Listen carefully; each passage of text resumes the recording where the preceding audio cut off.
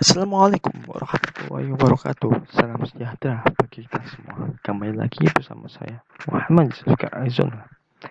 Di sini saya akan membahas soal sistem bahan bakar. Di pembahasan kali ini saya mempunyai dua tipe soal. Yang pertama soal pilihan ganda dan yang kedua soal esai. Sebelum kita mulai, marilah kita berdoa menurut keyakinan masing-masing. Berdoa mulai. Selesai. Langsung saja tanpa nunggu lama-lama membahas soal pilihan ganda. Pertama, apa fungsi sistem bahan bakar? Fungsi sistem bahan bakar itu untuk mencampur udara dan bahan bakar. Jawabannya yaitu yang C. Kenapa? Karena fungsi sistem bahan bakar itu mencampur bahan bakar dan udara menjadi satu, sehingga kedua campuran tersebut dapat membuat pembakaran baik. Jadi jawaban yang paling tepat ialah jawaban yang C. Soal komponen pada sistem bahan bakar mekanik di bawah ini adalah jawabannya yang B. Tangki bahan bakar, pompa bahan bakar, dan karburator. Dikarenakan tangki bahan bakar, pompa bahan bakar, dan karburator itu merupakan salah satu komponen pada sistem bahan bakar mekanik yang dimana memiliki fungsi dan cara kerjanya masing-masing. Soal selanjutnya yaitu pompa bahan bakar ada dua jenis.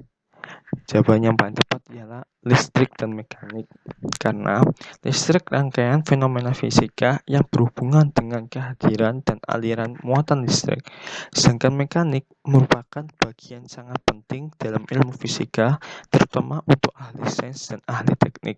Jadi jawabannya untuk pompa bahan bakar ada dua jenis, yaitu jawaban yang B, listrik dan mekanik. Dan penjelasan yang saya jelaskan yang tadi. Yang berfungsi untuk merubah bahan bakar dalam bentuk cair menjadi kabut bahan bakar dan mengalirkan ke dalam silinder sesuai dengan kebutuhan mesin, yaitu jawabannya yang D, karburator. Karena karburator itu sebuah alat yang mencampur udara dan bahan bakar untuk sebuah mesin pembakaran. Dalam karburator masih digunakan dalam mesin kecil dan dalam mobil tua, atau khusus seperti yang dirancang untuk balap mobil stok. Soal selanjutnya, agar dapat bekerja sesuai dengan kondisi kerja mesin, maka karburator dibagi menjadi beberapa sistem. Dan sistem tersebut antara lain yaitu kecuali, ada pengecualian, yaitu jawabannya yang D, sistem pengisian. Dikarenakan sistem pengisian ini adalah skema penghasil energi listrik yang disalurkan ke semua sistem kelistrikan kendaraan sebagai sumber arus serta melakukan pengisian terhadap daya baterai.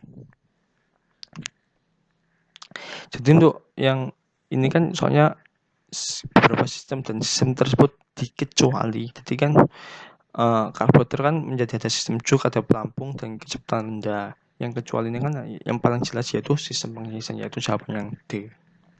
Soal selanjutnya, komponen tambahan pada karburator yang berfungsi untuk memutus aliran bahan bakar pada kendaraan diperlambat, yaitu jawabannya yang D, deceleration full cut off system. Dikarenakan deceleration full cut off system itu merupakan proses pada saat deselerasi throttle valve akan menutup rapat sementara putaran mesin masih tinggi. Hal tersebut mengakibatkan bahan bakar yang masuk ke ruang bakar lebih banyak sehingga campuran menjadi gemuk. Soal selanjutnya, prinsip kerja pada karburator memanfaatkan hukum kuantitas dan Bernoulli. Apabila suatu fluida melewati suatu lubang, maka banyak fluida dapat dihitung dengan rumus paling jelas ini. Udah jelas jawabannya itu A. Q sama dengan A kali V sama dengan konstan. Karena Q itu sendiri adalah debit aliran, satunya meter persegi per detik, dan A itu luas penampung tabung atau venturi, satuannya itu meter persegi. Sedangkan yang V itu kecepatan. Jadi menurut rumus ini, maka kecepatan aliran pada satu lebih kecil dari kecepatan aliran 2. Aliran 2. Itu karena luas menampang pada A lebih besar daripada luas B. Yang C, 6,4 liter udara. D, 11,667 R per sekon. Untuk soal selanjutnya, apabila indikator dari baterai menyala pada saat dinyalakan, maka hal pertama yang yakni harus dilakukan adalah yang A, mengukur tahanan baterai dengan voltmeter. Karena kan mengukur baterai dengan menggunakan voltmeter lalu dibaca hasilnya apakah masih 12 volt atau di bawah 12 volt. Kalau 12 di bawah 12 volt, maka dilakukan pengecasan. Kalau tidak bisa, berarti harus diganti dengan baru. Itu hal yang pertama yang harus dilakukan. Nah, soal selanjutnya, apa akibatnya bila kita menyetel pelampung terlalu ekstrim tinggi? Jawabannya, bensin langsung mengalir dari nozzle utama. Dikarenakan cara kerja pada sistem pembakaran yang dimana apabila kita menyetel pelampung pada kadar terlalu tinggi, maka akibatnya bensin langsung mengalir dari nozzle utama. Jadi jawabannya yang untuk soal ini yaitu yang B, bensin langsung mengalir dari nozzle utama. Soal selanjutnya, jumlah aliran dan udara pada saat idle bisa diatur melalui yaitu yang C, skrup penyetel campuran. Dikarenakan skrup penyetel campuran ini komponen pada karburator yang berfungsi mengalir jumlah aliran bensin dan udara pada saat idle diatur. Selanjutnya, salah satu keuntungan karburator yang mempunyai diameter venturi kecil adalah yang A, pengabutan bensin baik saat aliran udara lambat. Jadi untuk pengabutan bensin baik saat aliran lambat itu merupakan proses pembakaran pada sepeda motor yang memiliki diameter venturi yang kecil. Untuk soal selanjutnya, apa fungsi sistem idle? Fungsi sistem idle itu menyalurkan bensin dan udara campuran pada saat katup gas hampir tertutup atau dalam kurung pedal gas tidak diinjak. Jawabannya yaitu yang B. Dikarenakan menyalurkan bensin dan udara campuran pada saat katup gas hampir tertutup pedal gas tidak diinjak itu merupakan salah satu fungsi pada sistem idle. Soal selanjutnya, komponen tambahan pada karburator yang berfungsi untuk memperlambat penutupan katup gas pada saat pedal gas dilepas dari putaran tinggi yaitu jawabannya itu yang B, dashboard. Dikarenakan dashboard itu agar bensin tergabut dengan halus merupakan proses pembakaran yang menggunakan komponen jet udara pada pipa, pengabut dan seterusnya akan dilanjutkan ke ruang bakar. Jadi untuk komponen tambahan pada karburator itu untuk memperlambat penutupan katup itu yaitu dashboard, yaitu jawabannya yang B. Soal selanjutnya, apa yang dimaksud dengan EV pada sepeda motor? EV ini adalah electronic fuel injection. Jawabannya A. Electronic fuel injection merupakan kemajuan dari EV di mana pengontrolan campuran udara dan bahan bakar dilakukan secara elektronik. Soal selanjutnya, komponen sistem bahan bakar yang berfungsi sebagai tempat persediaan bahan bakar adalah yang D, tangki bahan bakar. Tangki bahan bakar yaitu alat penyimpanan udara cairan yang mudah terbakar, meskipun semua tangki penyimpanan bisa disebut sebagai tangki bahan bakar. Terminologi ini biasanya diaplikasikan untuk bagian sistem mesin tempat bahan bakar disimpan dan dipompa atau dilepaskan ke dalam mesin. Jadi untuk jawaban yang common sistem bahan bakar ini jawabannya itu tangki bahan bakar, dan saya sudah jelaskan yang sebelumnya tadi. Untuk soal selanjutnya, tangki bahan bakar yang material pembuatannya terbuat dari aluminium umumnya digunakan untuk, jawabannya yaitu yang C, untuk sepeda motor balap. Kenapa untuk sepeda motor balap? Karena sepeda motor balap ini olahraga otomotif yang menggunakan sepeda motor. Selain road race, balap motor, jenis yang cukup sering diadakan adalah motor cross, drag bike, garage track, and super sport.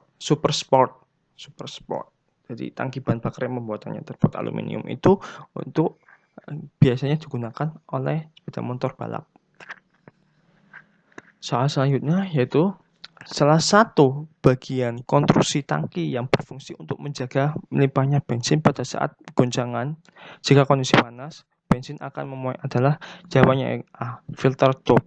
Dengan filter tube itu komponen pada sistem bahan bakar bensin, tepatnya ada pada tangki bahan bakar, di mana berfungsi sebagai penyeimbang agar bahan bakar tidak melimpah pada saat motor terkena guncangan.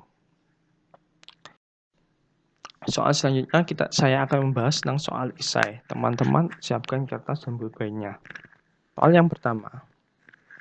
Pada saat mesin EV dinyalakan selalu berbunyi pada saat awal dan cek engine akan menyala dan terus mati. Apa penyebab dari bunyi dan indikator tersebut nyala dan mati? Penyebabnya itu bunyi yang ada pada sistem EV pada saat pertama dinyalakan adalah fuel pump yang menompa bahan bakar. Dan kenapa indikator pada sistem EV pada saat pertama dinyalakan menyala terus mati? Karena untuk mengecek semua sistem yang ada pada sistem EV apakah ada kerusakan atau tidak. Soal yang kedua, apa keunggulan dan kerugian dari sistem EV? Keunggulan dari sistem EV itu yang pertama, konsumsi bahan bakar yang lebih efisien. Yang kedua, mesin lebih halus. Yang ketiga, emisi gas buang rendah. Dan yang keempat, terdapat indikator untuk mengetahui kondisi mesin. Sedangkan untuk yang kerugiannya dari sistem EV ini, yang pertama, perawatan yang mahal. Yang kedua, rentan terjadi konslet karena terdapat banyak sensor. Yang ketiga, apabila mogok tidak dapat langsung diperbaiki. Itu adalah keunggulan dan kerugian dari sistem EV. Untuk soal yang ketiga, pada sistem bahan bakar, perlu adanya sistem pengapian untuk membakar hasil pembakaran yang ada. Berapakah sudut duel pada mesin sepeda motor 1 silinder? Kita menghitung sudut duel pada mesin sepeda motor. Untuk teman-teman disiapkan pulpen dan kertasnya ya. Mari kita hitung. Sebelum itu kita tentukan sudut pengapian terlebih dahulu. Sudut pengapiannya itu seperti ini, 360 banding 1 sama dengan 360 derajat. Maaf, ini tipe bukan 3600 tapi 360 derajat. Habis itu kita menghitung sudut duel dengan rumus 60% kali sudut pengapian sama dengan sudut duel. Berarti kita tinggal masukkan saja sudut pengapiannya kan tadi kan 360 derajat. Langsung kita hitung 60% kali 360 derajat ketemu 210 derajat. Ini bukan 2100 tapi 210 derajat. Jadi untuk sudut duel pada sepeda motor 1 silinder itu 210 derajat. Soal selanjutnya, pada sebuah sepeda motor perbandingan kompresi 13,1 banding 1 dan memiliki volume silinder 250 cc. Berapakah volume ruang bakarnya? Yang diketahui tadi, VC sama dengan 250 cc sama dengan 25,00000 mm kubik. Rasio kompresi 13,1 banding 1. Yang ditanyakan itu volume ruang bakar, atau ini disingkat V. Dijawab, kita memakai rumus VC plus F per V. VC plus V per V sama dengan rasio kompresi. Lalu kita masukkan yang diketahui tadi VC, kita kita masukkan semuanya, terus kalikan silang. Habis itu ketemu seperti ini. Lalu F sama dengan 250.000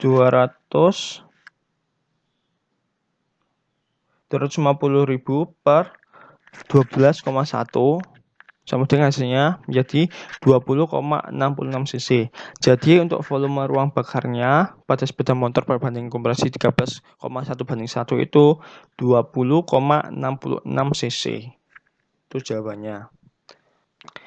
Pada sebuah sepeda motor GP berkapasitas 997 cc, memiliki diameter piston 81 mm dan memiliki silinder berjumlah 4. Berapakah toraknya?